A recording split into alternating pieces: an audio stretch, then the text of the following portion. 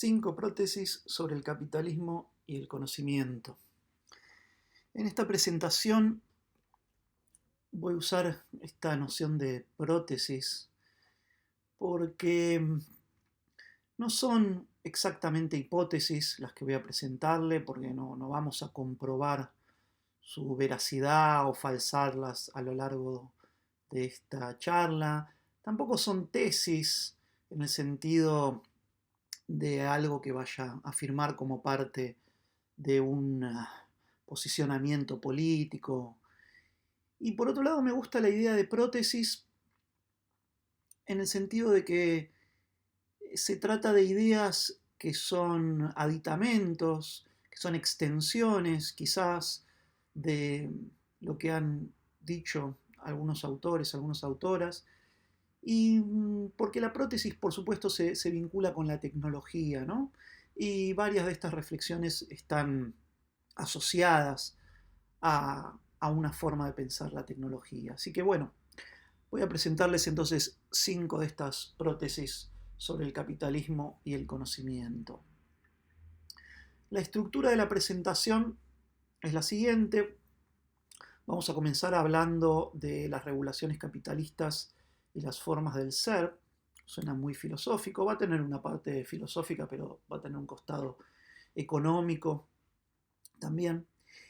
En segundo lugar, una discusión respecto de cómo pensar al conocimiento, en la que vamos a tratar de presentar una suerte de materialismo de lo inmaterial, un abordaje materialista para pensar al conocimiento, que es aquello que por excelencia tiende a pensarse como inmaterial.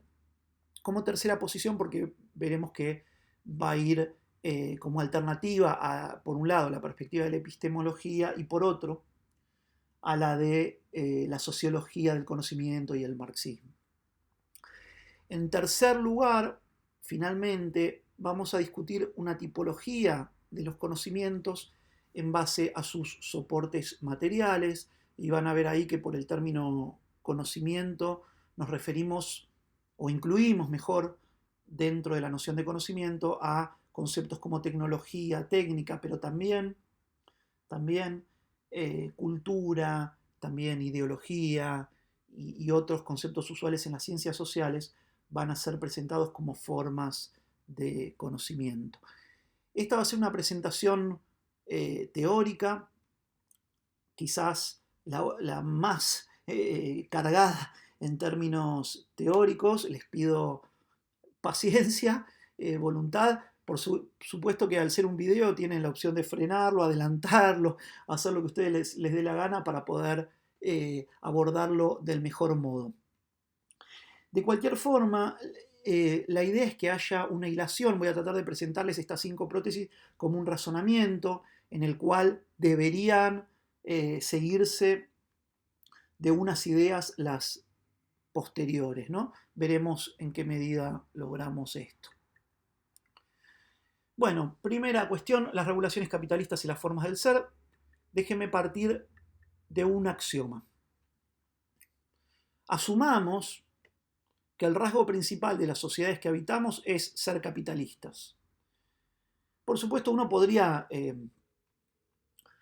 encontrar otros aspectos que le resulten fundamentales de nuestras sociedades, enfatizar otros rasgos, pero aquí me gustaría comenzar con esta idea que, por cierto, es una que al menos durante buena parte de lo que llamamos capitalismo ha tenido bastante arraigo, y es la idea de que el ser capitalistas es algo que define no solo algún que otro aspecto económico de la sociedad, sino que es aquello que mejor caracteriza, que el aspecto que mejor resume el grueso del funcionamiento de nuestras sociedades.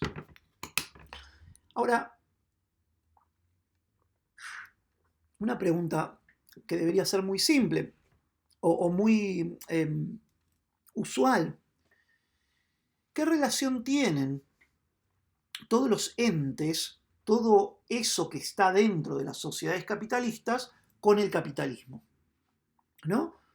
¿Qué vínculo tienen los bienes, sean estos públicos o privados, las mercancías y las no mercancías, los entes naturales y los sociales, los objetos y los cuerpos de los seres vivos? ¿Qué relaciones tienen todas y cada una de esas cosas con el capitalismo? Si es que efectivamente el capitalismo tiene alguna clase de vínculo con todos esos entes.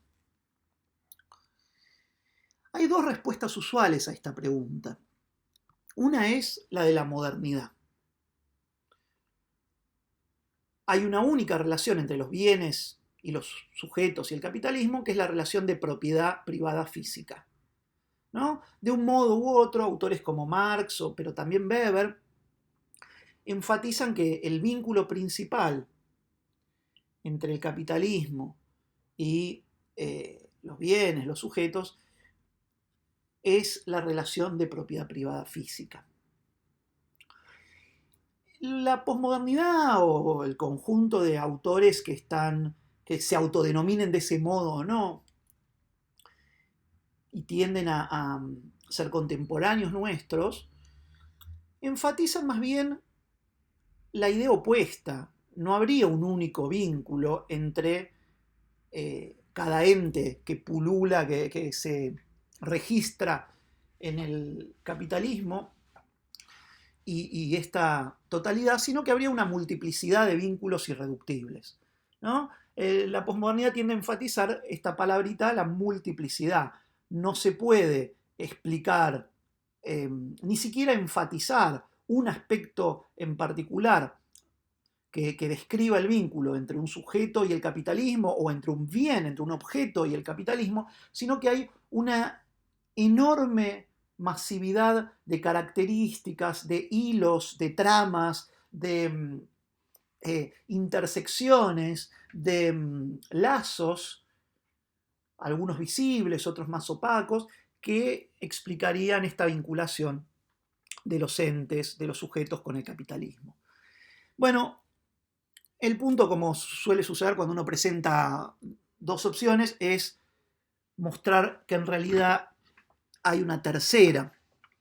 Y la primera idea, entonces, la primera prótesis que querría presentar ante ustedes es la idea de que bajo el capitalismo cada ente ni está sujeto solamente a una regulación, a una única vinculación con la totalidad capitalista, ni tampoco sería justo reducir, descomponer ese vínculo en una multiplicidad infinita de relaciones.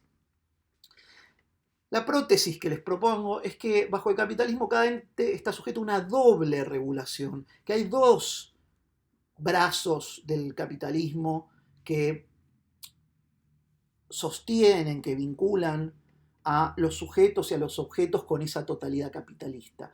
De un lado, la propiedad física; de otro, el conjunto de instituciones que nos hemos acostumbrado a resumir con la expresión propiedad intelectual.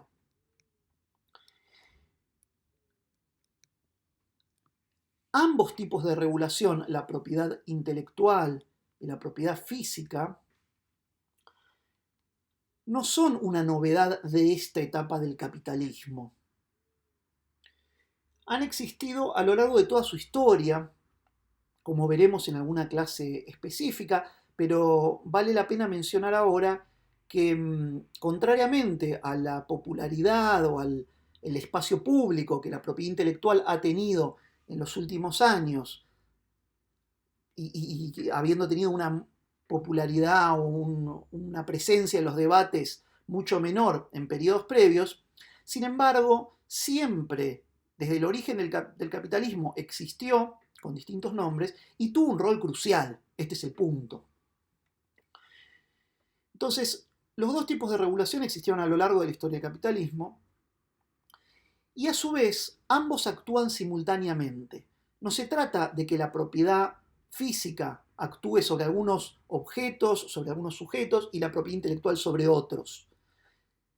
La prótesis que trato de contarles consiste en que ambas modalidades, ambas regulaciones, actúan a la vez sobre los mismos sujetos, sobre los mismos objetos, sobre todos los sujetos, sobre todos los objetos, de distinto modo.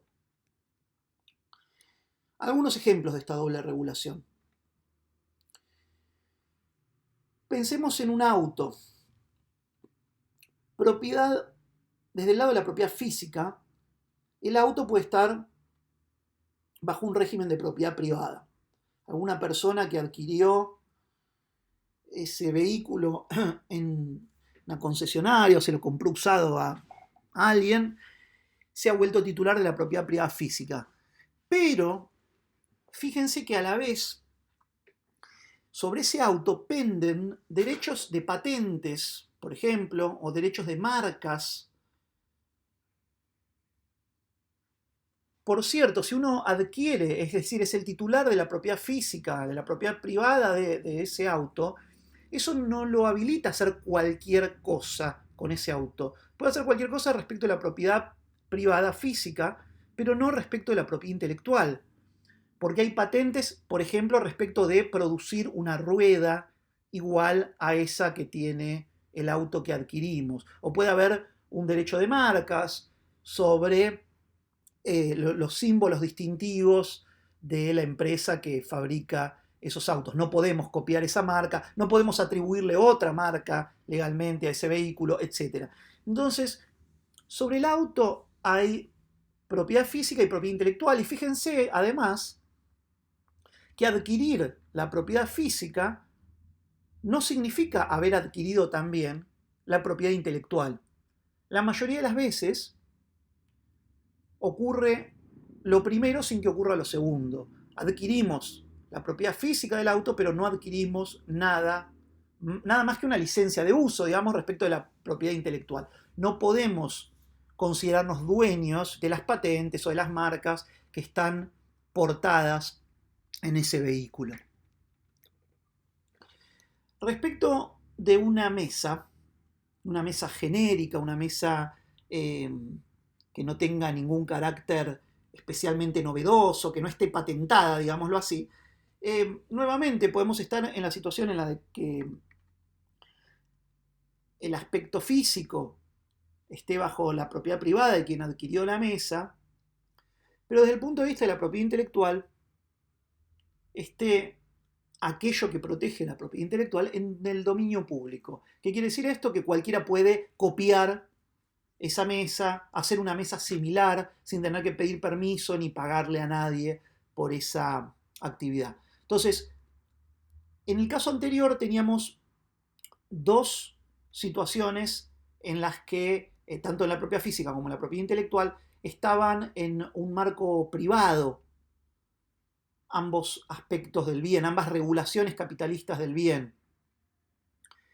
En el segundo caso, tenemos que mientras uno de los aspectos, en este caso la propiedad privada física, es, valga la redundancia, privada, en el otro aspecto, el de la propiedad intelectual, la mesa es pública. Imaginemos ahora un libro, por ejemplo, un libro de Borges que está en la Biblioteca Nacional. Desde el punto de vista de la propiedad física, el objeto libro es de propiedad pública, pública estatal. Sin embargo, desde el punto de vista de la propiedad intelectual, el contenido de ese libro está bajo un tipo de derecho de propiedad intelectual que se llama derechos de autor, que hace que uno no pueda, por ejemplo, de acuerdo a la ley, que ya veremos oportunamente, es bastante discutible, que uno no pueda copiarlo legalmente o que uno no pueda atribuirse la autoría de esa obra, etc. Entonces, fíjense que acá tenemos el ejemplo inverso al anterior, ¿no? Tenemos del lado de la propiedad física un carácter público, mientras que del lado de la propiedad intelectual tenemos una situación de derechos de autor que colocan en un ámbito privado, en una titularidad privada, en este caso de la heredera de Borges, a estos derechos sobre la obra en cuestión. cuarto ejemplo con el cual vamos a volver a invertir la situación, tenemos un libro de Kant, un libro viejo, que tenga 100, 200 años, que esté en un hogar particular. Alguien lo adquirió porque es un coleccionista. Entonces, desde el punto de vista de la propiedad intelectual, tenemos que ese libro está en el dominio público. Cualquiera puede copiarlo, puede editarlo, venderlo, etc. Pero el objeto libro es de propiedad privada y uno no puede legalmente sustraérselo a su titular legal, ¿no? Entonces, pasando en limpio, la doble regulación del capitalismo sobre todos los entes, sobre todos los bienes, sobre todos los sujetos, implica que sobre un mismo bien puede haber un único titular.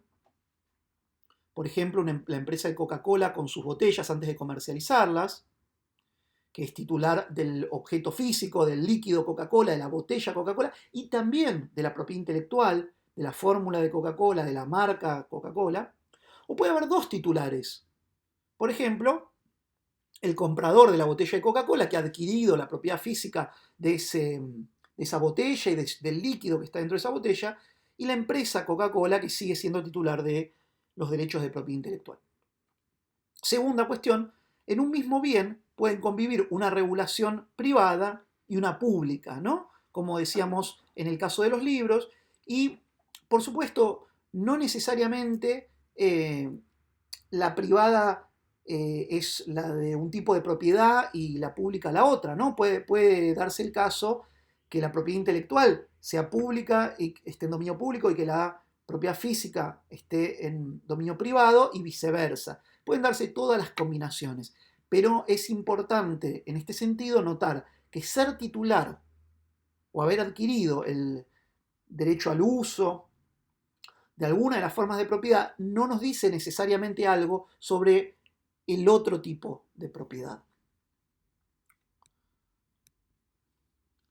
Ahora, la pregunta que surge aquí es, ¿por qué el capitalismo utiliza esa doble regulación? ¿No?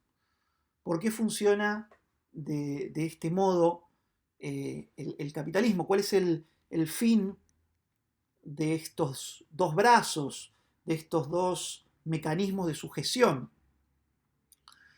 La respuesta es simple.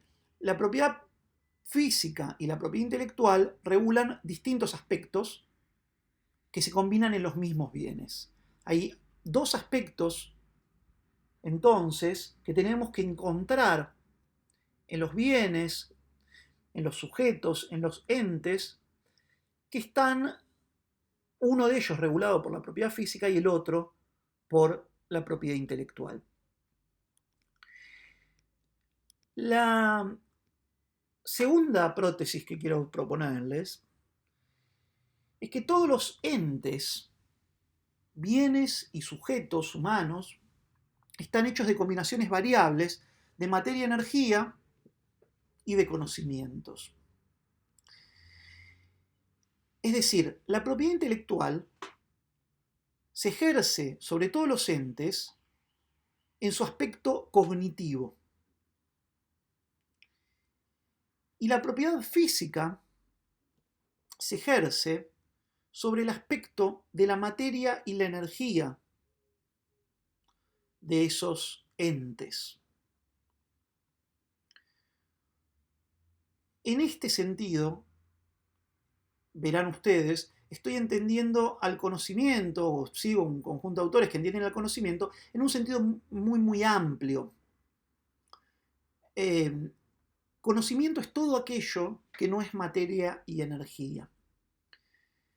Entonces, cada ente, a los ojos del capitalismo, no se trata aquí de plantear una definición física, sino cómo ve el capitalismo, cómo regula el capitalismo a todos los entes que están bajo su dominio. Bueno, los mira a través de esta doble regulación, distinguiendo un aspecto que aquí llamamos de los conocimientos, pero podríamos utilizar otra palabra, quiero decir, ese no es el aspecto crucial. Lo que interesa es una doble regulación y que esos dos aspectos tienen, ya vamos a ver, propiedades diferenciales. Pero uno de esos aspectos es el de los conocimientos, el otro el de la materia y la energía. Ahora, una aclaración que creo que no puse en este PowerPoint es respecto de los sujetos, ¿no? Hasta ahora los ejemplos que vengo dando son sobre bienes, sobre botellas de Coca-Cola, libros y autos, pero todo el tiempo, oralmente, y acá está escrito, hablo a la vez de sujetos, de humanos. ¿Funciona esta doble regulación sobre los humanos también? Sí, efectivamente. Y funciona de un modo muy particular.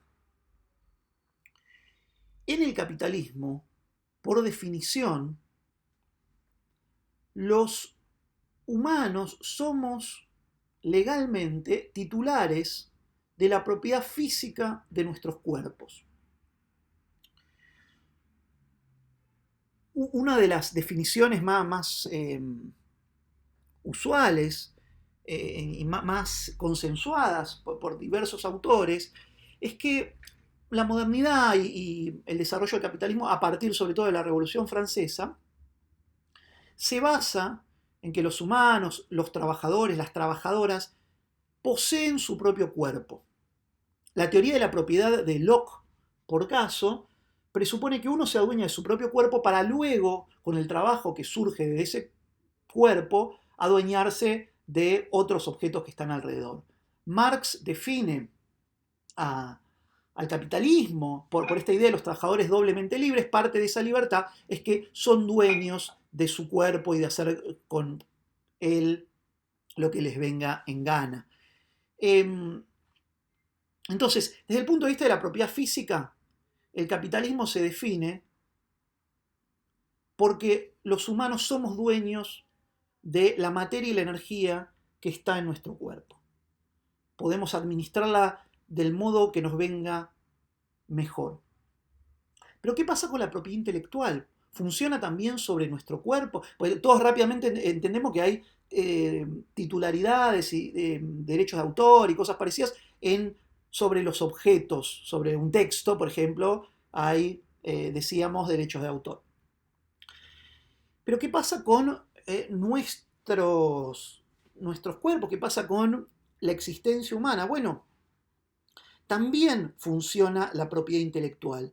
Y a diferencia de lo que ocurre con la propiedad física, aquello que está dentro de nuestras mentes, de nuestros cerebros, puede ser nuestra propiedad intelectual o no.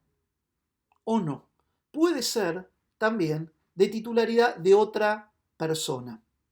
Fíjense que aquí hay una asimetría. Decíamos, en el capitalismo, las materias y las energías portadas en un cuerpo humano son de esa persona, al menos legalmente, por supuesto. Esto es otra forma de decir que en teoría no hay esclavitud, de acuerdo a la legalidad capitalista. Sabemos que en la práctica eso no es así, o no lo es al menos en algunos casos, pero en la teoría es de este modo. En cambio, les decía, hay una asimetría, porque respecto a la propiedad intelectual, no ocurre eso. Si ustedes, para dar un ejemplo simple, si ustedes trabajan en alguna empresa en la que han firmado alguna clase de convenio, de confidencialidad o alguna otra forma jurídica que enmarque los saberes que ustedes adquieren durante el tiempo de trabajo en el ámbito laboral, es muy posible que esas ideas que están físicamente dentro de las cabezas de ustedes sean legalmente de titularidad de la empresa que los contrata, que las contrata, etc. Entonces, dos cuestiones. Por un lado, reafirmo esta idea de que la doble regulación del capitalismo no solo funciona sobre los objetos, sino que también lo hace sobre los sujetos humanos. Y en segundo lugar, que estas dos regulaciones no son simétricas en los humanos, sino que la propiedad física, por definición en el capitalismo, nos corresponde, mientras que la propiedad intelectual puede ser nuestra o puede no serlo. Ahora, esta distinción ontológica entre la materia y energía y ese otro ente que aquí estamos llamando conocimiento, pero se podría nominar de otro modo, ha sido señalada varias veces por esos autores que tienen ahí, sobre todo desde las ciencias duras y sobre todo desde mediados del siglo XX, ¿no? Con las teorías de la información. También en alguna medida las ciencias sociales han abordado esta distinción, pero de manera muy lateral y en general desde perspectivas variadas, ¿no? Por un lado el funcionalismo de Parsons, de la teoría de los sistemas de Luhmann, por supuesto, que en alguna medida sigue algunos de los trazos de la teoría parsoniana, Edgar Morin, que por supuesto está vinculado a la lógica de los sistemas, y en el campo de alguna forma de marxismo, en el caso de García Camarero, pero no ha habido tantas reflexiones en las ciencias sociales sobre esta cuestión como sí la ha habido desde las ciencias duras, desde las ciencias de la información. No obstante, tenemos elementos como para tratar de hacer alguna caracterización que nos resulte útil para el recorrido que intentamos respecto de las diferencias entre estos dos entes, entre la materia y energía de un lado, el conocimiento de otro. Entonces, en primer lugar, vamos a meternos un poco en una caracterización económica. Como en todos los casos, esto creo que no lo dije todavía, pero es algo que habría que decir en cada diapositiva, estoy presentándoles hipersimplificaciones. Cada una de estas cosas es más compleja y es una presentación imprecisa en parte por mis limitaciones, pero también porque cada tema exigiría un relato aún más prolongado del que voy a hacer, que ya va a ser bastante largo. Pero bueno, en términos de la economía, el rasgo más saliente es que mientras la materia y la energía se desgasta con el uso, es algo que Samuelson llamó en un artículo pionero rivalidad. La verdad que el término sugiere, tiene una carga ideológica, digamos, va para otro lado, pero leí, y luego Elinor Ostrom, premio Nobel de Economía, creo que 2009, lo corrigió en un artículo de 1977, llamándole sustractabilidad. La idea es que cuando utilizamos alguna forma de materia, eso se va desgastando con el uso, se va desarmando, se va cansando, se va rompiendo, etc. Con el conocimiento no pasa eso. Quien lo señaló del modo más lindo es Thomas Jefferson en una bella carta de 1813, quizás leamos en alguna otra clase, y autores de la economía y la innovación como Fourier. Samuelson, por supuesto, lo señaló como opuesto a la rivalidad, la idea de no rivalidad, que son bienes que no son rivales en su consumo.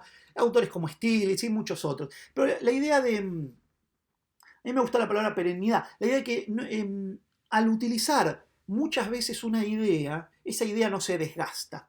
La idea de que 2 más 2 es 4 no se agota, no se consume con su uso reiterado. Uno la puede repetir una y otra vez sin que la idea se agote, se consuma.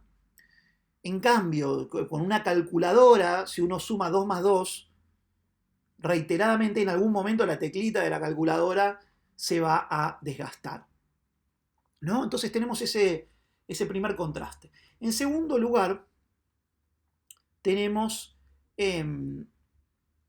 la cuestión de los costos marginales o costos de reproducción. Costos marginales en la economía neoclásica, en la economía marginalista, se le llama al costo de producir una unidad adicional. Una vez que tenemos la fábrica lista, ¿cuánto nos sale producir un auto más, por caso, o un libro más? Ese es el costo marginal. El costo marginal de producir conocimiento es relativamente bajo. Es relativamente bajo. Cuando tenemos una idea, una vez que ya la hemos producido, reproducir esa idea, por ejemplo, contársela a alguien, tiene un costo bastante más bajo que haberla concebido por primera vez, que haberla desarrollado por primera vez. Ya vamos a ver que varía según el tipo de conocimiento del que se trate. Hay un caso extremo que es el de la información digital, en el cual el costo marginal o el costo de reproducción tiende a cero, constituyendo lo que llamamos replicabilidad de la información digital, como señalaron Hal Beirian en la economía neoclásica, o Emilio Cafasi desde una perspectiva marxista, o Rulani desde la teoría del capitalismo cognitivo, ¿no? Entonces, el conocimiento tiene costos marginales relativamente bajos, aunque varía, depende mucho de qué tipo de conocimiento se trate, como vamos a ver más adelante, mientras que la materia energía tiene, estrictamente hablando, costos marginales tendientes a infinito. La cantidad de átomos, de moléculas y de energía que hay en el universo está dada.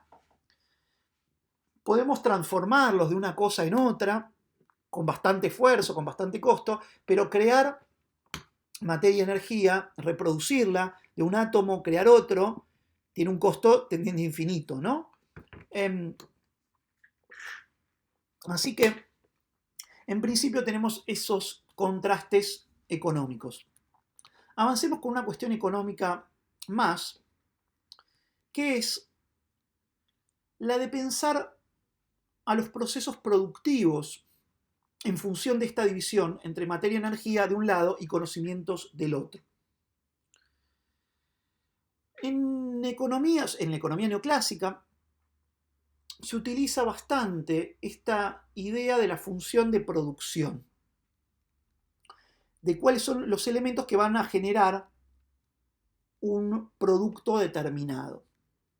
Entonces, lo que querría mostrarles ahora brevemente, en un pequeño desvío económico, es cómo pensar a la materia, energía y al conocimiento como factores de la producción. Esta es una idea que puede rastrearse de algún modo hasta Jeremy Bentham, pero que fue desarrollada sobre todo por Paul Romer, uno de los autores de la teoría del crecimiento económico endógeno, y por un autor canadiense, se llama Chartrand, que no es muy conocido. La función de producción tiene más o menos estos elementos. La idea es que la Y, el ingreso, el producto que genera una fábrica, un país, etc., se compone de los tres elementos que tienen dentro del paréntesis: la L, que es trabajo, la K, que es capital, y la N, que son los recursos naturales. En algún momento se agregó a esos elementos la A, que refiere al cambio técnico, a la tecnología. En términos de los economistas, esa A refería más bien a cómo combinar esos elementos, el capital, el trabajo y los recursos naturales, para generar un ingreso. De qué modos combinarlos, con qué tecnologías, con qué técnicas combinarlos para generar un producto determinado. Lo que yo quería mostrarles es cómo traducir esos elementos a una especie de función de producción, siempre muy simplificada aquí, donde los elementos sean el conocimiento, la energía y la materia. El trabajo está hecho de dos cosas, y solo de dos cosas. Esto es algo que señaló Jeremy Bentham, y tal vez volvamos más adelante cuando hablemos de una teoría del valor conocimiento sobre esta idea, que es muy simple, pero muy profunda, y que a la vez ha sido una idea que Marx no ha tomado en cuenta. Y es la idea de que el conocimiento y la energía son los dos componentes del trabajo. Son dos componentes con características económicas muy distintas. Este último es el aspecto que Marx no tomó en cuenta, ¿no? Por supuesto, la idea de que el trabajo es conocimiento y energía es bastante evidente. En segundo lugar, el capital. El capital es básicamente conocimiento, materia y energía. Hay una serie de saberes que están objetivados en las maquinarias, pero se requiere de energía para que funcionen, y por supuesto esos conocimientos están objetivados en cierta forma de materia. Los recursos naturales son materia y energía. En principio, en aquello que es naturaleza sin intervención humana, no hay conocimientos portados. Y por supuesto, la A, este elemento técnico, tecnológico, es conocimiento ante todo. Entonces, me dirán ustedes, bueno, en este formato de clase no me pueden decir mucho, pero, o sí, después en alguna otra modalidad que tengamos para intercambiar alguna forma de copresencia virtual, pero alguien podría decir, bueno, y si es lo mismo, ¿para qué ponerlo de este otro modo? Bueno, ponerlo de este otro modo tiene sentido cuando avancemos y lleguemos a una teoría del valor, porque el conocimiento, la materia y la energía tienen propiedades divergentes y voy a tratar de contarles que aquello que genera crecimiento de la riqueza es el conocimiento. El conocimiento como cambio técnico, el conocimiento que está aportado por el trabajo e incluso el conocimiento que está objetivado en las maquinarias que se presentan dentro del capitalismo como capital. Mientras que la materia y la energía de por sí, solas, sin el conocimiento, no generan un incremento del producto, no generan más riqueza de la que había antes. Pero bueno, ya vamos a llegar a eso. El punto es contarles que aquí me pareció importante mostrar esta especie de ecuación en la que traducimos algunos conceptos de la economía neoclásica a una perspectiva del materialismo cognitivo, ¿no? Dejemos de lado la economía y pensemos un segundo en términos filosóficos, este contraste entre la materia y la energía y el conocimiento. Por un lado, la materia y la energía son inmanencia, es siempre exactamente lo que es. Siempre se está transformando, pero no por ello la materia y la energía tiene un carácter trascendente. Sin embargo, el conocimiento es siempre más de lo que es. Cierta forma de existencia cognitiva es lo único que se acumula y lo único que se pierde con el paso del tiempo. La cantidad de materia y energía, decía antes, que estaba en el universo dando vueltas desde que arrancó hasta ahora, es la misma, más o menos la misma, entiendo. Lo único que se ha acumulado es el conocimiento, lo único que pervive y que por ende trasciende, si tiene sentido hablar de trascendencia, estamos nuevamente simplificando bastante, es el conocimiento. Si hubiera que desarrollar esto un poco más filosóficamente, me parece que es interesante esta perspectiva materialista para plantear una dialéctica entre inmanencia y trascendencia, ¿no? Entre un ente, entre un aspecto inmanente y un aspecto trascendente. Pero, en fin.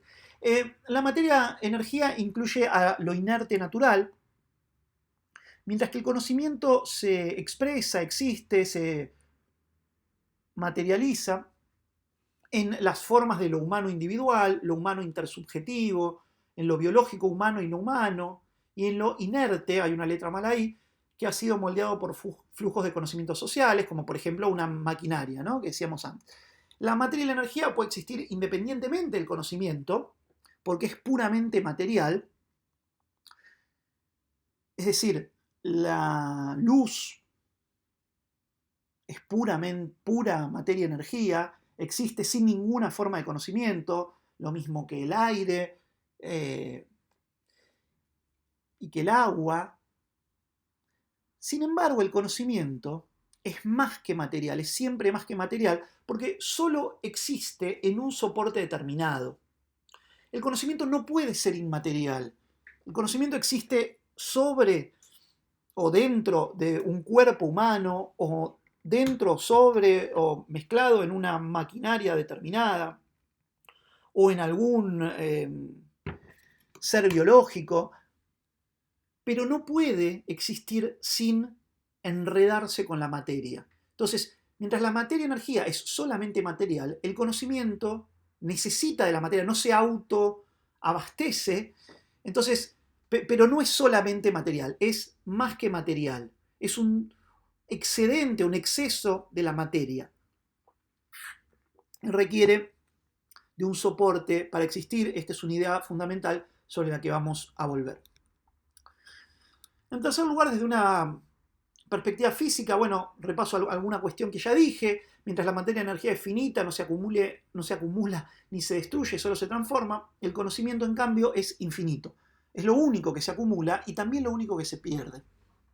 Al fin y al cabo, lo único que se acumula desde el origen del universo hasta ahora es conocimiento, es organización, pero también es lo único que se pierde, ¿no? Cuando se destruye una industria, pero también cuando se destruye una vida, la materia y la energía siguen estando ahí, o ahí cerca, en términos relativos. Lo que se pierde es el conocimiento, lo que se pierden son capacidades, afectos, memorias, deseos, todo eso. La física nos dice que la materia y la energía son ante todo, o tienen una tendencia a la entropía, a la desorganización. Es otra forma de decir esta idea del desgaste, ¿no? El conocimiento, por el contrario, implica negentropía, el movimiento inverso, implica un movimiento hacia la organización. Mientras la materia y la energía es inerte, el conocimiento está asociado con la vida, con aquello que produce la vida o con aquello que genera vida. Y con la idea de autopoiesis, de cómo desde lo inerte emerge, aparece un nivel emergente que es el de la vida y es el nivel cognitivo. Bueno, un elemento alentador. Ya dejamos la parte más abstracta de todas.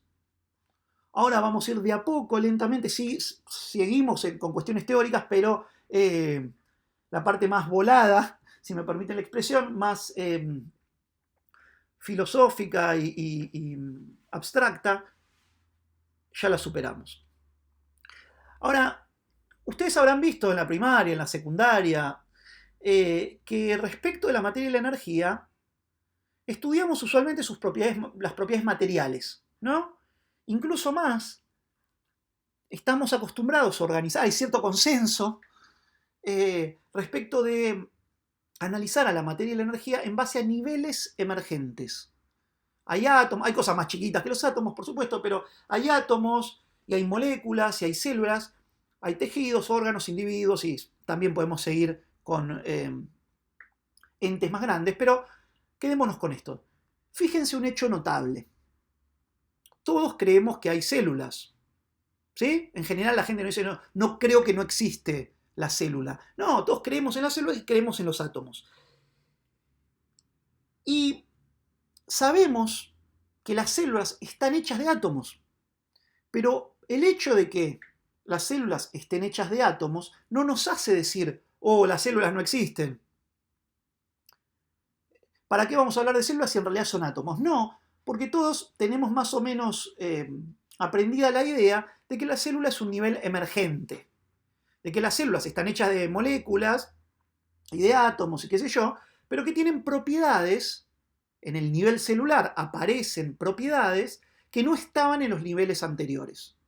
Hay rasgos, características que tiene la célula, por ejemplo la de tener vida, que no están presentes en los átomos o en las moléculas, ¿no? Entonces, me interesa esta idea de niveles emergentes, que aceptamos respecto de la materia y la energía la existencia de niveles emergentes y que esos niveles son perfectamente materiales. Organizamos estas distintas formas de materia y la energía. Acá se los presenté con la materia, pero podríamos hacer algo similar con distintas formas de energía. Los presentamos de este modo, los analizamos de un modo materialista y nos resulta usual pensar en términos de niveles emergentes. Ahora bien, cuando pensamos respecto del conocimiento, no sucede lo mismo. No lo pensamos en términos de su existencia material, de las propiedades que tiene cada tipo de conocimiento, de dónde está, de qué rasgos materiales tiene. Se aplican lógicas completamente alejadas del materialismo que nos funcionó bastante bien para la materia y la energía. Y eso nos lleva a la segunda parte de esta presentación, que es la de cómo pensar al conocimiento. Pero para abordar una respuesta de cómo pensar al conocimiento desde la perspectiva del materialismo cognitivo, querría primero recorrer otras formas de pensar al conocimiento, otras perspectivas. Y respecto de esas perspectivas, quiero presentar esta tercera prótesis. Los principales abordajes del conocimiento, aunque son muy variados, comparten el dejar en buena medida de lado la materialidad del conocimiento mismo. Se ha hablado mucho del conocimiento, es uno de los temas centrales de no solo de la filosofía, sino también de todas las ciencias sociales.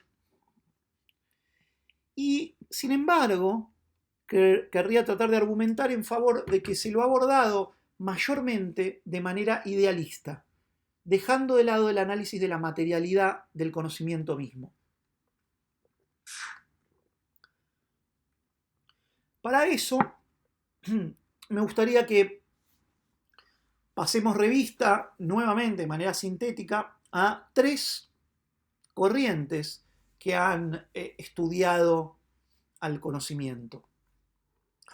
La primera de ellas es la epistemología, en segundo lugar el marxismo y en tercer lugar la sociología del conocimiento. La epistemología, y acá vamos a hacer un resumen súper violento, porque estamos metiendo en una diapositiva unos 2000 y pico de años de historia, estamos juntando a Platón, yendo desde Platón hasta Popper, con todo lo que hay en el medio, pero digamos, en principio, todos estos autores colocan al conocimiento en el eje verdad-falsedad, ¿no? Ahí me quedó mal, aparece Popper flotando ahí que tendría que venir después, pero hagan de cuenta que por ahora vemos solo lo de Platón. La palabra epistemología viene de episteme, episteme quiere decir conocimiento verdadero o conocimiento, pero asumiendo que eso es un saber verdadero. Y ¿cuál es la idea, incluso la idea de sentido común que tenemos, la idea que tienen la mayor parte o una buena parte de los científicos, aún hoy? Y es que el conocimiento es aquello que no solo está en el eje verdadero-falso, sino que está en el punto o en la flecha o en la zona, en la región de la verdad, de aquello que es verdadero. Esto es lo que dice Platón, ¿no? Tenemos la episteme, lo que es verdadero, y lo otro, lo que es falso, es la doxa, la sanata, lo que está mal, etc. Popper va a decir unos cuantos siglos después que en realidad no podemos determinar con claridad qué es lo verdadero, pero sí podemos, en cambio, determinar qué es lo falso. Podemos falsar, podemos mostrar que una idea es falsa. Y la ciencia se trata, para Popper, de proposiciones que pueden ser falsadas. Si uno dice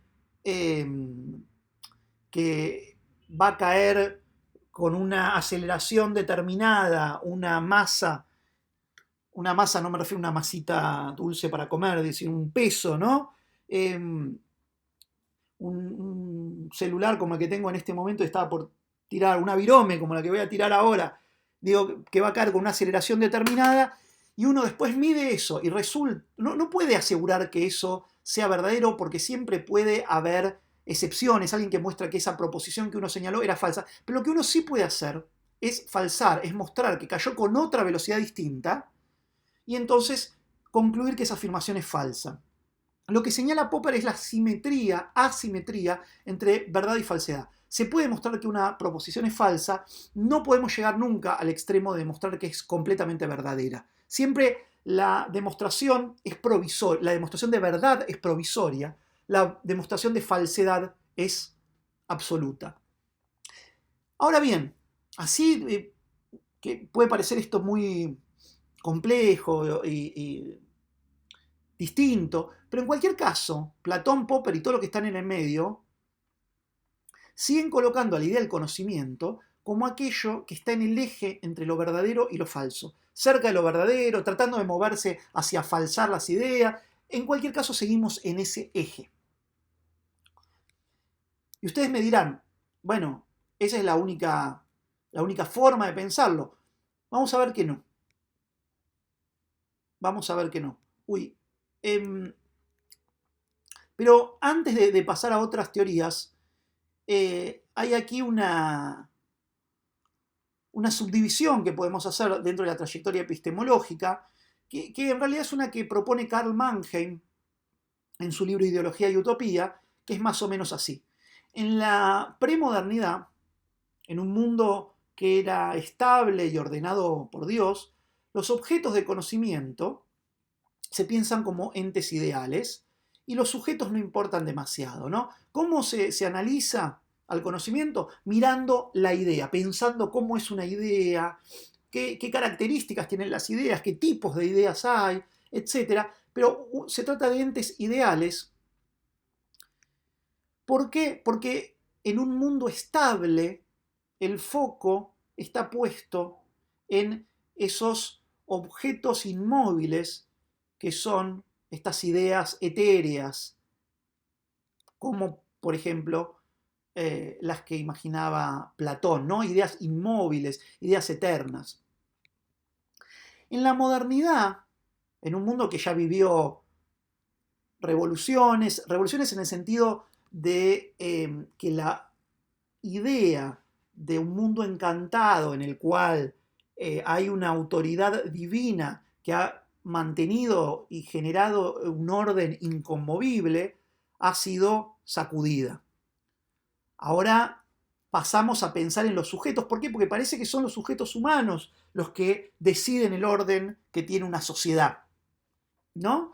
Entonces, en ese contexto, la epistemología sigue siendo idealista, pero ahora piensa, como ocurre típicamente con el idealismo trascendental de Kant y otros filósofos germánicos, piensan en el sujeto. ¿Qué características tiene que tener el sujeto que conoce las categorías del entendimiento, como analiza Kant, por ejemplo? Ese sujeto que se analiza es un sujeto ideal en el sentido de que es el filósofo o el científico, no un sujeto al que se estudia en sus condiciones de vida cotidianas, ¿no? Sino un sujeto abstracto. Pero fíjense que el pasaje de la premodernidad a la modernidad genera el movimiento desde el estudio, desde el foco puesto en las ideas como entes abstractos y etéreos, al foco puesto en los sujetos que conocen también como entes abstractos y etéreos. Esto es un ejercicio claro de lo que vamos a llamar sociología del conocimiento que hace Karl Mannheim. El segundo abordaje de esta cuestión es el del marxismo. Tanto en la ideología alemana como en la contribución a la crítica de la economía política, entre otros textos, aparece una idea que muy resumidamente, muy simplificadamente, es la siguiente. Los conocimientos están, o sea, aquello que conocen los sujetos, aquellas ideas que tienen los sujetos en la cabeza, están ligados al contexto social que enmarca a esos sujetos. Simplificadamente, a la clase social, a su inserción en las relaciones sociales de producción. Aquello que piensan las personas tiene algún vínculo, algunos dirán que está determinado por, otros dirán que está condicionado, pero digamos, tiene algún vínculo con, tiene algún vínculo sus ideas con la posición que ocupan en el esquema productivo de una sociedad, en la relación de clases en la que están insertos. Más específicamente, primera idea del marxismo que resulta fundamental, novedosa, rupturista respecto de la tradición epistemológica, es que el saber es un producto de sujetos materiales concretos y no de abstracciones como el filósofo o el científico, ¿no? En segundo lugar, para estudiar esas producciones mentales, primero hay que estudiar las condiciones materiales de producción y reproducción de la vida. Cómo trabaja en la fábrica. Es cierto que el marxismo, sobre todo en sus primeras formulaciones, ponía más foco en la producción que en la reproducción, pero la idea básica es que hay que estudiar las condiciones en las que existen los sujetos para poder entender aquello que piensan, aquello que sienten, aquello que desean. Ahora, el punto clave del marxismo, al menos de sus formulaciones más usuales, típicamente de la de Marx, es que esas condiciones de vida dividen a las ideas, o al conocimiento, si quieren, en dos formas de existencia. Por un lado, la ideología, que es una falsa conciencia y es producto de la inserción de clase, y por otro lado, la ciencia, la Wissenschaft de Marx, que sigue siendo verdadera y asocial. Entonces, verán ustedes las virtudes de este planteo y también sus limitaciones, ¿no? Porque parece acá que si uno está colocado en una posición determinada, por ejemplo,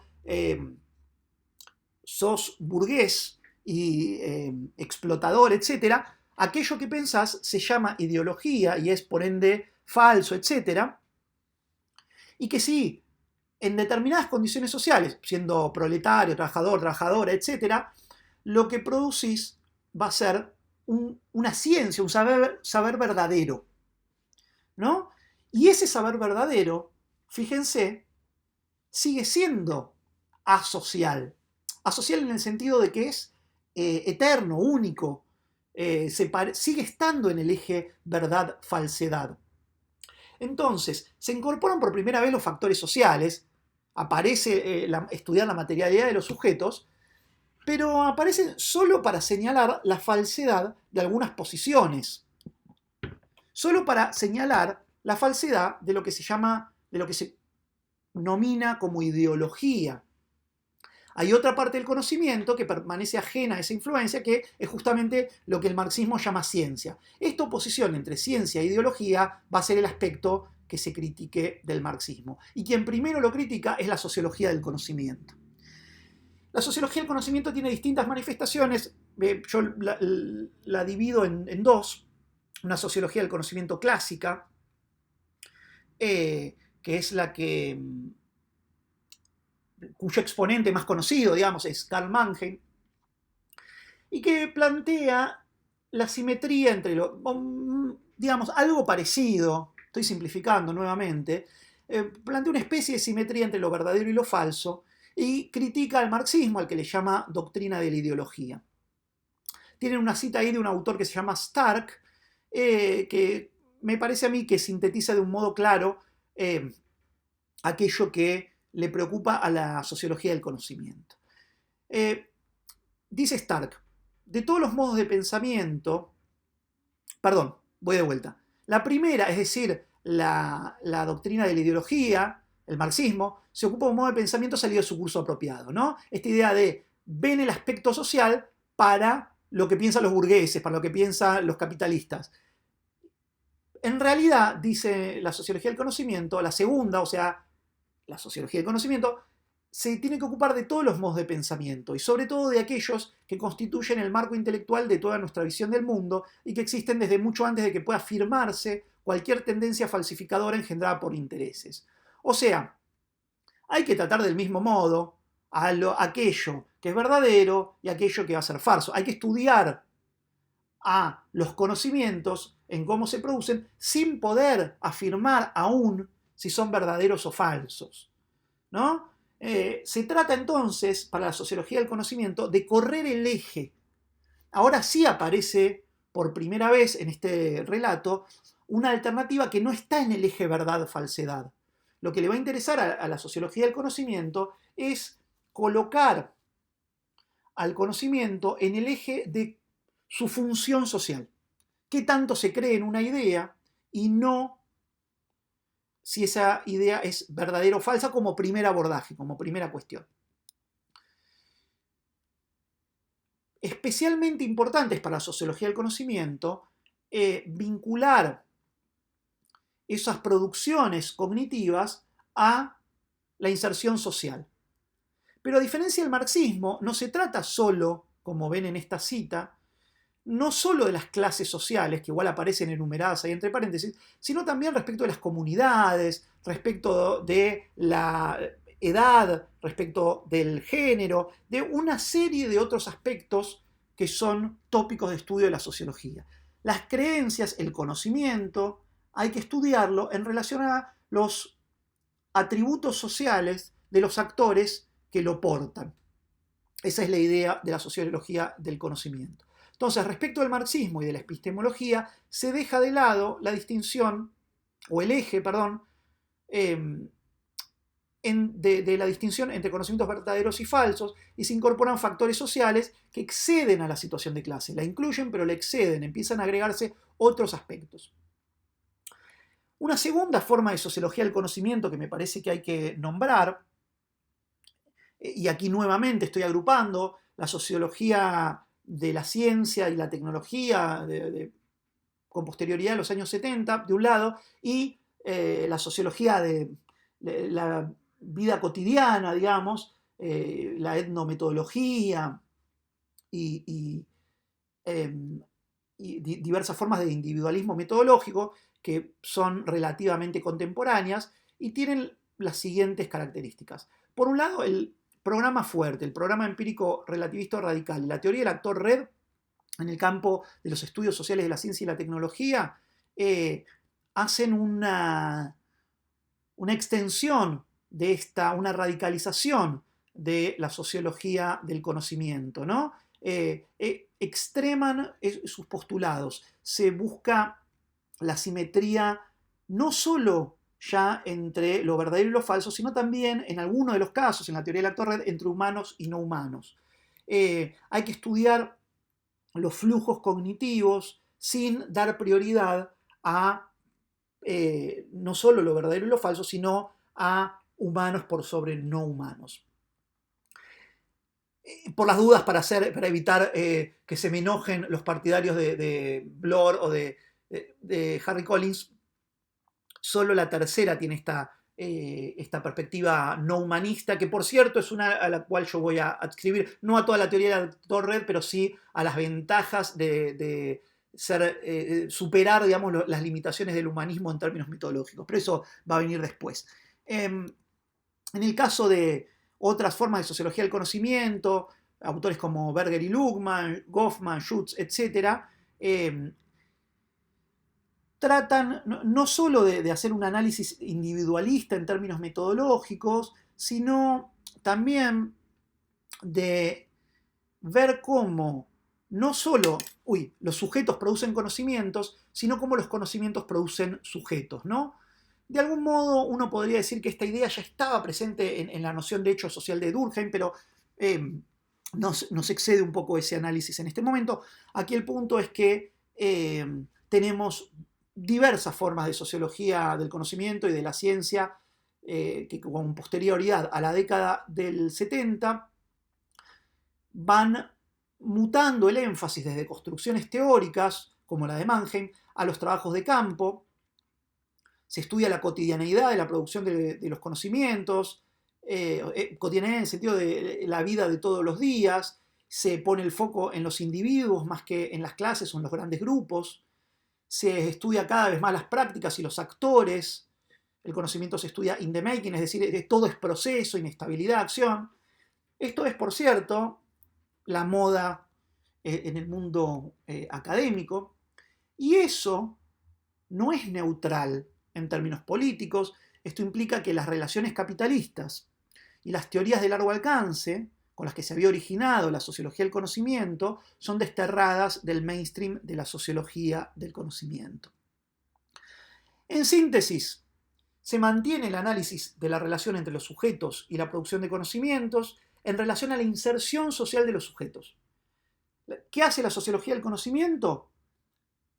Mantiene esta idea de Marx de ver la materialidad, pero, y este es el punto clave, siempre la materialidad de los sujetos humanos que producen conocimientos, con alguna excepción. Ahora se incluye a lo verdadero y a lo falso, o mejor aún, a aquello de lo cual no tiene sentido predicar verdad o falsedad, y parcialmente se deja de lado el eje verdad-falsedad que se había mantenido en la epistemología y en el marxismo. Un ejemplo de esto. Para Marx, o para la epistemología moderna, para los autores típicamente posteriores a la Revolución Francesa o incluso un poco anteriores, era crucial discutir si Dios existe o no existe. ¿Hay un Dios o no lo hay? Bueno, no lo hay.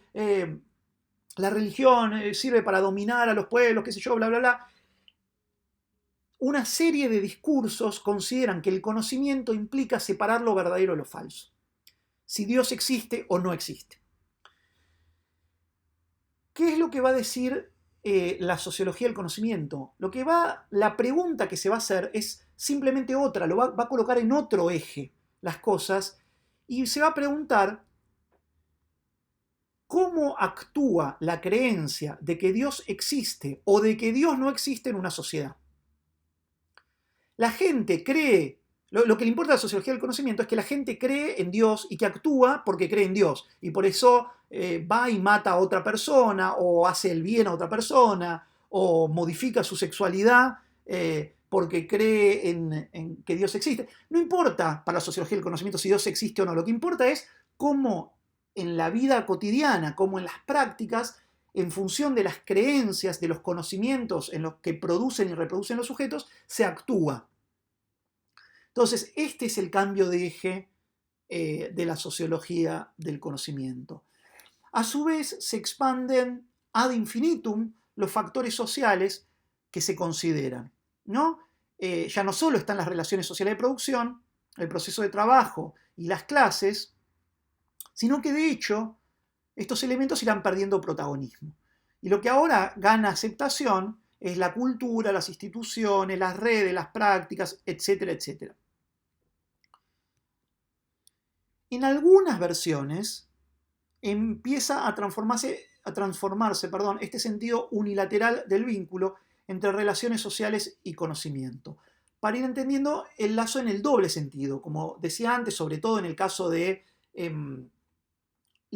algunas formas de etnometodología, también en algunas formas de sociología de la ciencia y la tecnología, no solo se ve a los sujetos como productores de conocimiento, sino al conocimiento como productor de sujetos. Ahora bien, vistas estas perspectivas, yo quiero proponerles al materialismo cognitivo, y eso es lo que habíamos dejado al final de la primera parte de esta presentación, cuando llegábamos a los átomos, las moléculas, etcétera, y les decía, bueno, ¿por qué no estudiar en base al soporte? O no, creo que eso no lo había dicho, perdón, conté el final, ¿quién es el asesino? Un spoiler. No, les había dicho, ¿por qué no estudiar de un modo materialista al conocimiento, como estudiamos a los átomos, a las células, como estudiamos a la materia, por ejemplo, como estudiamos a la energía, en base a sus propiedades materiales y viendo los niveles emergentes? Miren esta comparación para tratar de llegar a un planteamiento de qué es lo que va a proponer el materialismo cognitivo. La epistemología, habíamos visto que la epistemología premoderna era una forma de idealismo con foco en el objeto, ¿no? En la idea abstracta, en el topos uranus de Platón, en aquello que está inconmovible, alejado, etéreo.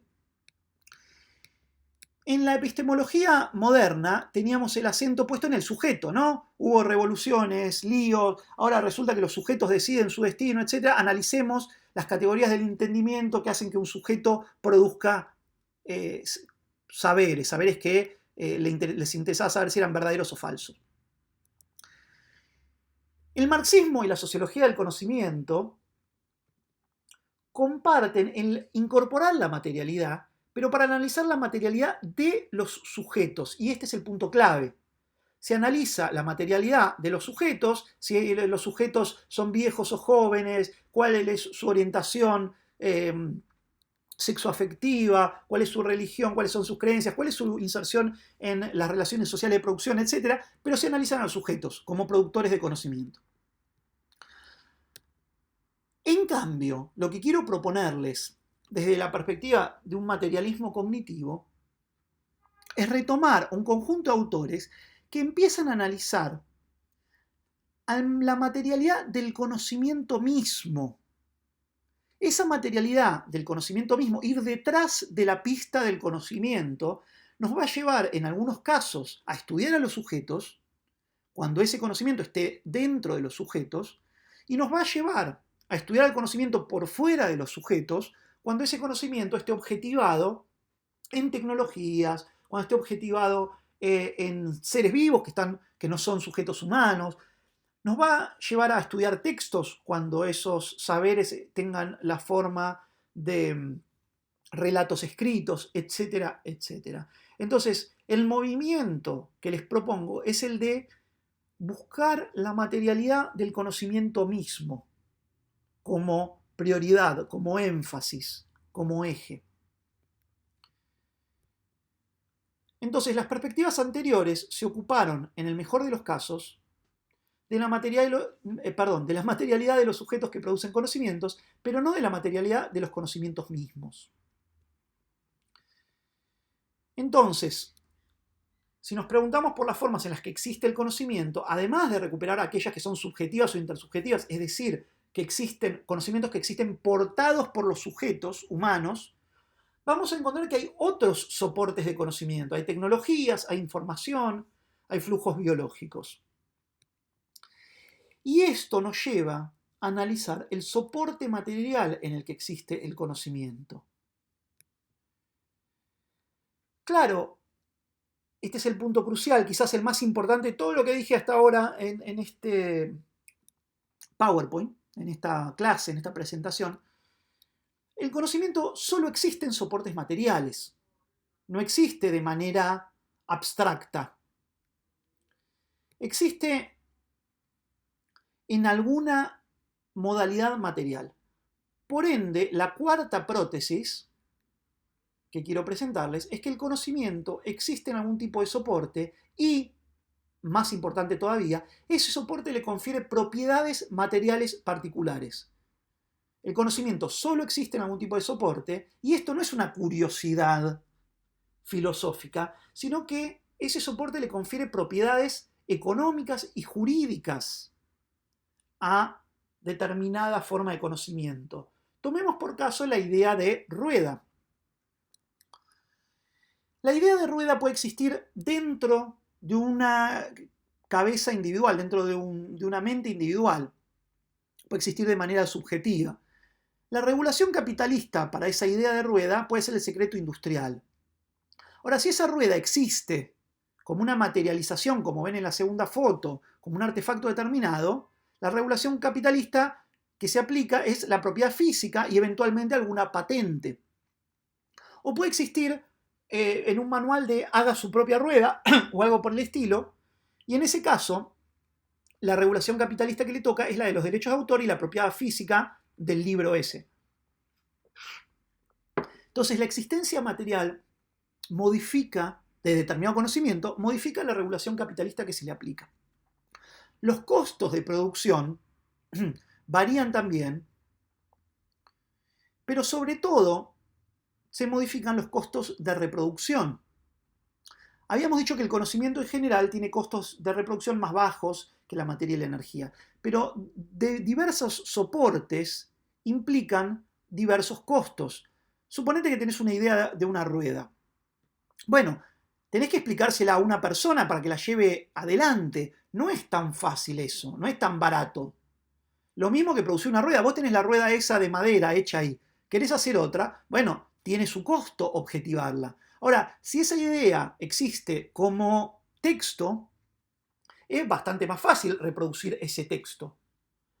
Incluso uno podría preguntarse por el costo que hay respecto de reproducir desde un soporte hacia otro, o lo que vamos a llamar una traducción. Traducir desde la idea que tenés en tu cabeza respecto a una rueda hacia el artefacto giratorio de madera que ven en la segunda foto. O traducir desde el libro desde tu cabeza hacia el libro, desde el libro hacia la rueda, etc. Hay una multitud de alternativas que son muy variables en términos de los costos de reproducción. Pero lo que me interesa subrayar acá, entonces, es que el soporte en el que existe el conocimiento le confiere propiedades materiales. Y que esas propiedades materiales son centrales para estudiar el funcionamiento del capitalismo. Por ende, para estudiar cómo funciona el conocimiento de un modo materialista en el devenir del capitalismo, necesitamos una tipología de los soportes en los que el conocimiento existe materialmente. Necesitamos pensar una tipología del conocimiento que esté basada en los soportes materiales. Y eso es lo que vamos a hacer a continuación, después de un breve resumen. Voy a hacer un resumen, voy a cortar este PowerPoint, esta clase, y vamos a seguir en la segunda parte, después de un breve receso, o no tan breve, ustedes harán el receso del tiempo que quieran aprovechando esta modalidad, pero antes, entonces, un resumen de esta segunda parte de la clase de hoy. En la epistemología, el conocimiento y la relación sujeto-conocimiento se plantean en términos idealistas. En el marxismo, la sociología del conocimiento y la sociología de la ciencia, el sujeto social e individual que produce conocimientos se analiza en términos materiales, pero el conocimiento sigue siendo tratado de modo idealista, ¿no? Se pone el foco en el sujeto, en materializar al sujeto, en analizar de modo material al sujeto, pero el conocimiento sigue siendo visto como un epifenómeno, como un subproducto de los sujetos humanos, y no se lo analiza materialmente en su devenir, que puede volverse relativamente autónomo, relativamente independiente de los humanos, del sujeto humano, al menos de cada sujeto humano particular. En el materialismo cognitivo nos interesa, por un lado, ver cómo los flujos de conocimiento pueden ser anteriores a los sujetos humanos. Al fin y al cabo, de vuelta, retorno un poquito a Durkheim, o a Marx si quieren, cuando nacemos, ya hay un conjunto enorme de conocimientos que nos esperan. Nos espera el lenguaje, nos esperan una serie de axiología, de valores, nos esperan un montón de deseos y expectativas que hay sobre nosotros, nosotras, nosotres. Por ende, los conocimientos crean sujetos, constituyen a los sujetos. En la misma medida en que los sujetos van a constituir y a crear conocimientos. Y la segunda cuestión decisiva es la de que el conocimiento se analiza en base a las propiedades materiales que le confiere su existencia en un soporte determinado. Dicho esto, entonces, vamos a pasar a ver la tipología del conocimiento en base a sus soportes materiales en la próxima presentación.